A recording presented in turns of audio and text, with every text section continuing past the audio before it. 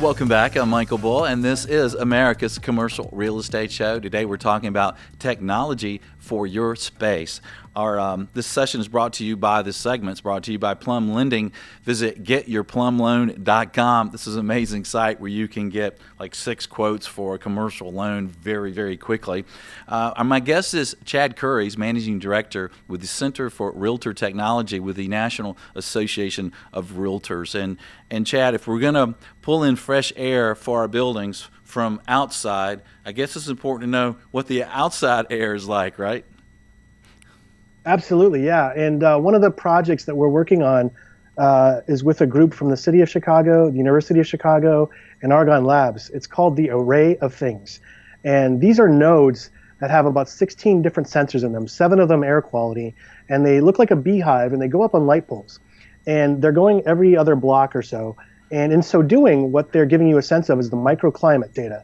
What the weather's like, what the sun exposure is like, what the air quality is like. So in the future, when you're building buildings and new developments, or your leasing space, you can start to see what air wind direction and speed is like, what the air intakes in your building, that they're placed properly, so they're not sitting over an alley and there's a truck idling or what have you. But this really gives you a complete picture. And by the way, those sensors will also do the people counting and vehicle counting, and that data will be open. So if you're a commercial developer and you're looking to have an application that shows you what a city view looks like, this is a great project for you to get involved in. Now, this is starting out in Chicago, but they have 60 different cities around the world who want their technology, and they're opening up to those cities as well.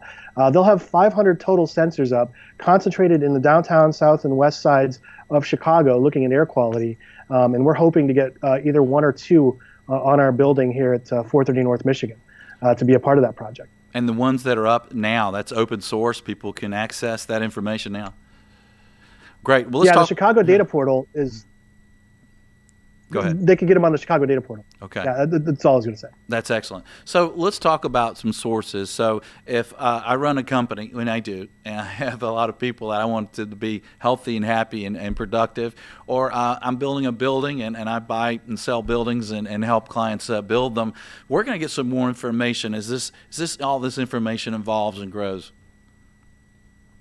Yeah, so not to be self-promoting, but I will. We have a website, crtlabs.org, and on our website, we do write about this information. We'll post the plant book up there. We actually write about what's happening in cities, what's happening in commercial spaces on our blog. We link to reports you can find about this information. Also, there's a lot of great technology websites that are focused on the built environment and the citywide environment. One is Fast Co Design. That's actually Fast Company's design space, and they also have one called Fast Co Labs. Those 2 websites do a great job of looking at how we will interact with space in the future.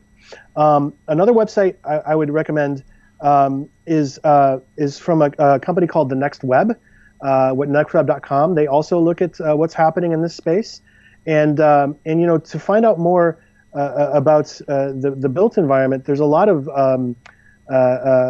commercial focus in a website called readwrite.com.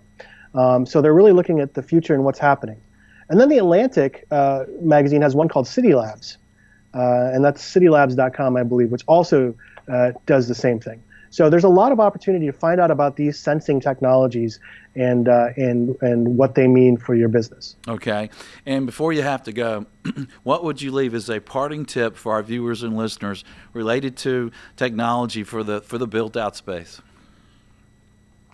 Yeah, I think the way we think about how we interact with the built environment has to change. And I did say what's old is new again a little earlier.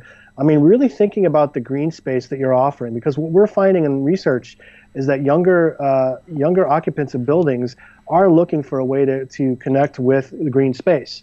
And so offering that in the built environment will make it a more comfortable environment for them.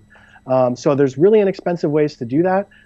We are writing about those on our blog, and I think that's a big takeaway. But also, understanding how your environment's being used. So things like density.io, which I talked about, I think that's a great way to get a better sense of how people are using the space. Great. Chad, great information. Thanks for joining us today.